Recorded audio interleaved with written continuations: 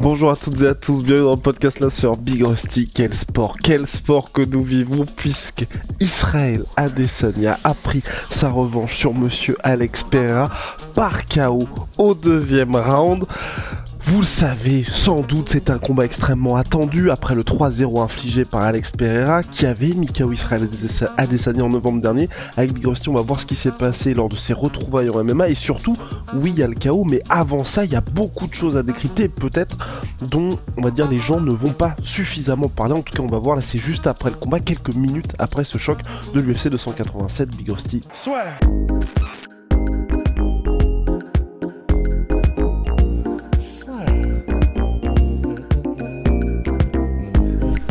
Paris sur le MMA avec Unibet.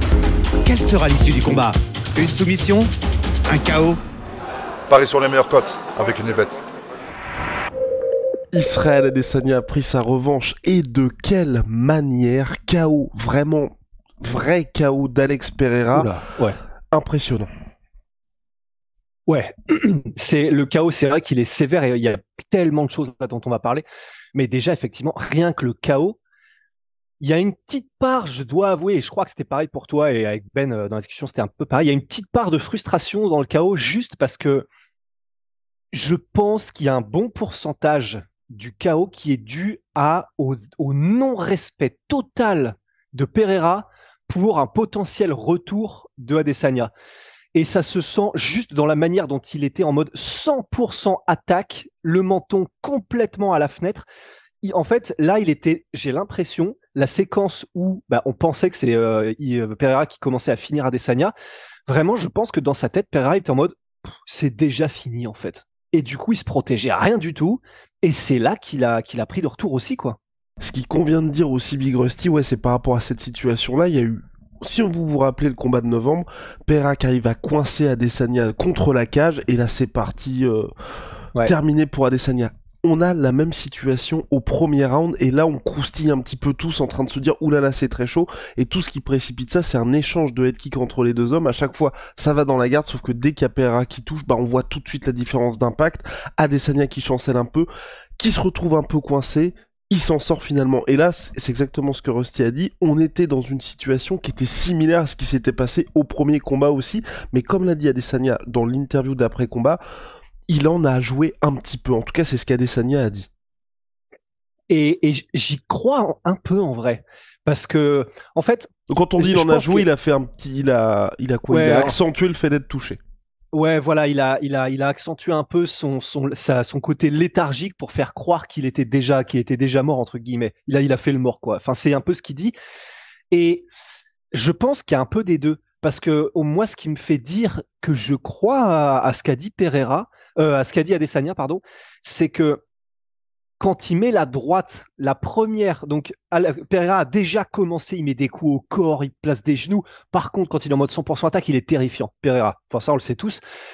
Mais le moment où Adesanya répond et met son premier direct du bras arrière, il est tellement propre, le coup, il est tellement rapide, sans aucune hésitation, extrêmement propre et précis, que j'ai beaucoup de mal à croire qu'il aurait pu mettre ce genre de coup d'une manière aussi clean s'il était vraiment dans le mal. Et même le deuxième bras arrière aussi, qui montre qu'il avait... Et il le suit parfaitement. Exactement. Ouais, absolument. Il le suit parfaitement. Au moment, il tremble pas au moment de mettre effectivement les coups qui suivent et le hammer fist. Quand il se relève, il est déjà en train de célébrer. D'ailleurs, il fait le petit Legolas là. Enfin, c'est pas la Legolas, c'est en mode pour Pereira être en mode maintenant c'est à mon tour de te cribler de flèches. Donc honnêtement, j'y crois aussi au fait que Pereira jouait un peu le mort. C'est pas la première fois que des combattants le font. Il y a des combattants, genre c'était Scott Smith au Strikeforce qui avait fait semblant d'avoir pris un coup au foie, et il met un retour. Ion Couté là-bas aussi contre Ankalaev, absolument. Donc ce serait pas la première fois qu'on le voit. C'est des trucs qui sont de temps en temps utilisés, même si c'est rarement. Et donc ça me paraîtrait pas déconnant. Par contre, et alors là, je serais curieux de savoir ce que vous en pensez, mais je crois que tu étais assez d'accord aussi. Jusqu'à ce moment-là, où on vient de donner les théories qu'on avait sur la séquence de finition, Pereira était devant. je pense, et clairement. Et surtout, Big Rusty, surtout ce qui convient de dire, c'est que Alex Pereira, qui avait récolté les fruits de son travail en leg kick au 5e round face à Israël Adesanya, quelques secondes seulement, et c'est pour ça aussi, c'est peut-être ce qui a précipité sa défaite par KO d'Alex Pereira, c'est que quelques secondes seulement avant, la jambe gauche d'Adesanya était complètement compromise. Donc ce qui est très probable aussi, c'est qu'il se soit dit, à la différence du premier round où c'est, on va dire, Alex Pereira qui arrive à coincer Adesanya, en mode... Là, il n'a plus le choix, il ne peut plus tout simplement se déplacer. Et c'est vrai qu'on a vu mine de rien Alex Pereira qui a adopté la même stratégie que lors du premier combat, mais en étant beaucoup plus agressif, en sapant tous les appuis d'Adesanya. Ouais, et c'était la stratégie du dernier combat. Même Adesanya, plusieurs mois après, mais avait vraiment avoué que c'est parce qu'il m'a détruit la jambe. Et là, on a vu le même game plan de la part de Pereira, et clairement, il avait du succès. Et on le voyait parce que il change tout le temps de garde, Adesanya, c'est vrai. Mais quand tu changes de garde la seconde après avoir pris un coup de burin dans le mollet ou dans la cuisse, c'est qu'il y a un truc que t'as pas kiffé. On l'a vu plusieurs fois, et puis de toute façon, au-delà de ça, enfin, il n'y a pas besoin d'avoir fait Polytechnique pour savoir que quand c'est Pereira qui met les low kicks, que ça claque plein tibia, que ça fait un bruit, mais un bruit de bison, donc pétard bison, et que tu vois Adesanya qui change de garde, en fait, même au-delà du changement de garde, avec le bruit et avec... Il met pas forcément beaucoup la hanche, Pereira, c'est ça qui fait qu'il est terrifiant, même sur les high kicks, c'est que il n'engage pas beaucoup la hanche, mais il a une telle fluidité technique qu'il n'a pas besoin de ça pour te mettre KO ou pour faire très mal, ou même pour te saper soit les appuis, soit s'il te les met au corps pour te saper le cardio. Donc, c'est sûr et certain que les low kicks de Pereira avaient un énorme effet dès le premier round, dès le deuxième. Et je suis d'accord avec toi, ça, comme tout était réuni de la même manière que ça l'était au premier combat, en mode ok, je lui ai pété les jambes, ok, il commence à de moins en moins répondre et à se déplacer de moins en moins. Ok, là, il est dos contre la cage et je suis en train de lui mettre tout ce que je veux dans la gueule. Bah, je pense que c'est à ce moment-là où Pereira, en fait, et en plus, je crois qu'il n'a jamais été mis KO en carrière, ni kickboxing, ni MMA Pereira. En plus de ça, tu as une espèce de confiance quand tu n'as jamais été mis KO de ta vie qui fait que tu n'as peur de rien. Et ça, tous les combattants, avant et après avoir été mis KO, l'ont dit. T'as peur de rien quand t'as pas été mis KO. Et en plus, quand t'as le côté, c'est toi qui distribue les punitions généralement.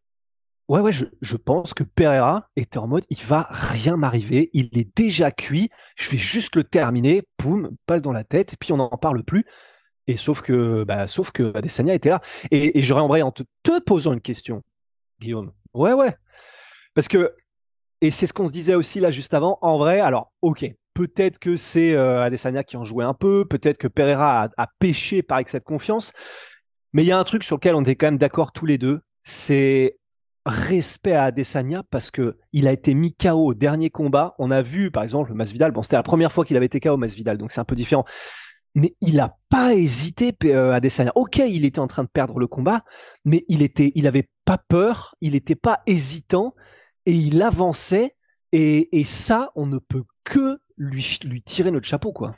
Entièrement d'accord, Big Rusty. Il y a même plusieurs fois, ça ne portait pas forcément ses fruits, mais où il n'hésitait pas à échanger à courte distance face à Alex Pereira, montrant aussi cette volonté de... Enfin, c'est ce qu'on avait dit dans l'avant-combat, c'est ok, c'est peut-être pas la stratégie payante, mais perdu pour perdu à la manière de ce qui s'est passé Cyril Gane contre Tai Tuivasa, faut complètement changer.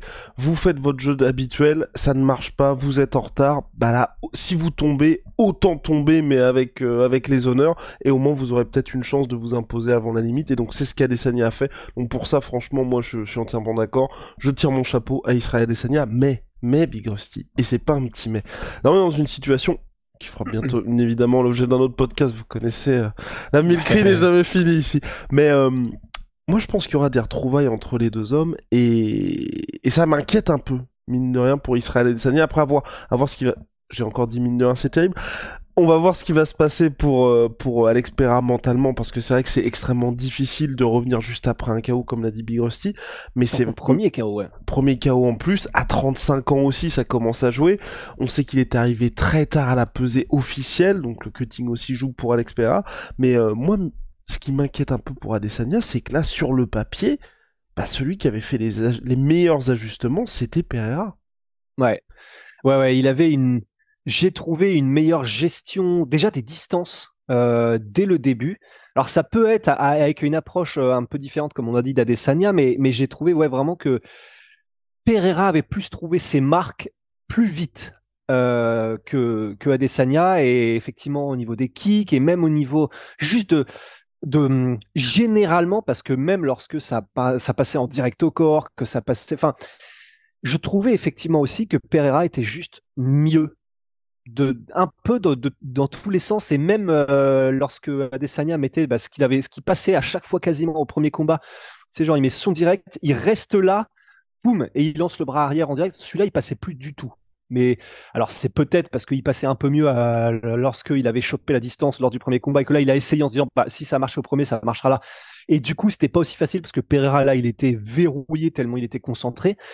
Mais en fait, en vrai, alors je suis d'accord, mais très honnêtement, là, la dynamique, il y a moyen qu'elle change tellement. Parce que là, premier KO pris par Pereira, même si on sait que le mec, c'est un héros de film, tu vois, c'est Clint Eastwood à la brésilienne, il a un vécu de malade. Mais bah, je pense qu'il y a un truc que tu peux pas, même avec tout le vécu du monde, quand tu as pris un KO comme ça, sévère, parce qu'il a mis du temps à se relever en plus, Pereira, comme ça, alors que tu étais sur ton coup, il y a moyen que ça le triquite un peu là-haut quand même. Non, oui, entièrement d'accord, Big Rusty.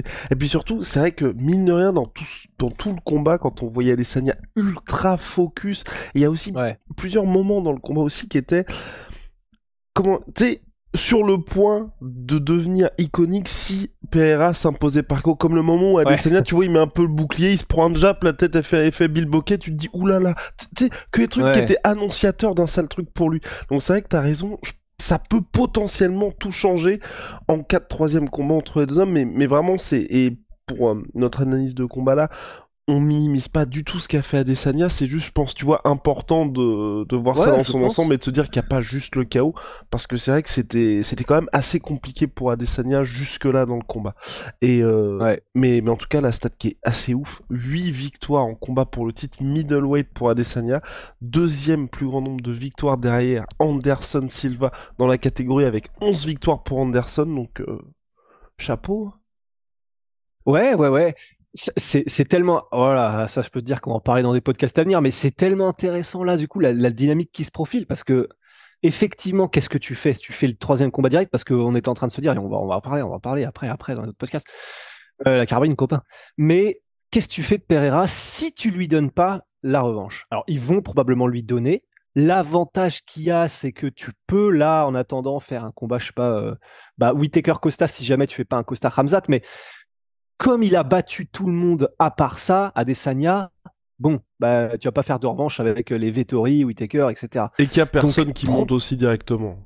Et qu'il y a personne qui monte directement. Donc probablement qu'ils vont... Et puis en plus, là, bon, pour l'UFC, c'est du pain béni, quoi. T'as 2 combats, 2 KO, des scénarios rocambolesques. Bah, vas-y, c'est bon, ça pue le pay-per-view à 300 km.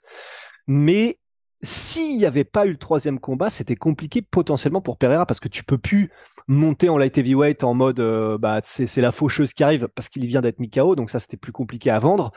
En middleweight, si jamais ils étaient passés à autre chose, bah ils le mettent contre les top 10 qui ne sont pas Sean Strickland avec un game plan atroce, bah probablement qu'il se faisait battre. Donc là effectivement on passe, c'est marrant comme la dynamique vient de changer, on passe dans le côté, c'est la dernière chance pour Pereira peut-être. Hors dernière chance, Big Rusty, moi je pense que Pereira, il y a toute proportion gardée, une histoire à la Conor McGregor, tu vois. Dans le sens, quand je dis une histoire à la Conor McGregor, c'est on le fait combattre les meilleurs adversaires possibles pour lui chez les middleweight. Une fois qu'il a terminé, il monte de catégorie parce que le cutting est trop hardcore pour lui. Et je pense vraiment que là aujourd'hui, c'est soit il y a la trilogie contre Adesanya, soit direct ils le mettent en light heavyweight, parce qu'en light heavyweight, il y a plus de combats assez fun pour lui aussi.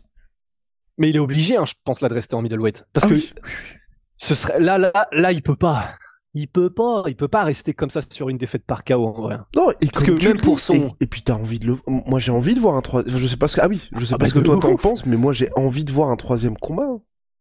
Ah ben là c'est, je vais pas le dire en anglais, mais là le business n'est pas fini là. C'est c'est du business non fini cette histoire. Donc non, c'est impossible. Là, on est en train de théoriser parce que peut-être que l'UFC avait une d'autres volontés, peut-être que je sais pas, Khamzat Adesanya, enfin j'en sais rien. Et puis surtout que là, on parle de ça pendant que Dana White fait la conférence de presse. Ouais, donc on sait même pas ce qu'il a dit encore. Là, c'est juste pour vous, pour aller vite. Mais c'est pour ça. Et donc ouais, je pense ils vont le faire, c'est sûr à 99% là. Ok, il était vénère en conférence de presse. Je sais pas ce qu'il avait mangé Dana White, mais là, à mon avis, il va être ravi parce que bah il sait que là c'est la machine à sous qui va régaler sur le prochain combat quoi. Je partage votre avis, Big Rusty. J'étais en train de regarder s'il y avait J'aime bien quand tu me vois comme ça. au niveau de la billetterie, 11 millions,9. Oh, putain, La 6e plus grosse de l'histoire de l'UFC. La 6e plus grosse de l'histoire de l'UFC pour le grand retour de l'organisation. À Miami. Enfin, c'est... ils sont forts. Mais non, enfin, rendez-vous compte, ça fait 2 ans que les mecs battent leur record événement après événement quasiment. Donc voilà, en tout cas, on vous tiendra au courant pour la suite d'Adesanya et Pereira. Pour l'instant, il n'y a pas de news sur le sujet. Shout out à my sweet pea, my sweet protein, moins 30% sur To My Protein. Oh goddamn, avec le code oui, j'ai la pâte à tartiner là, mais... voilà. Allez, see ya.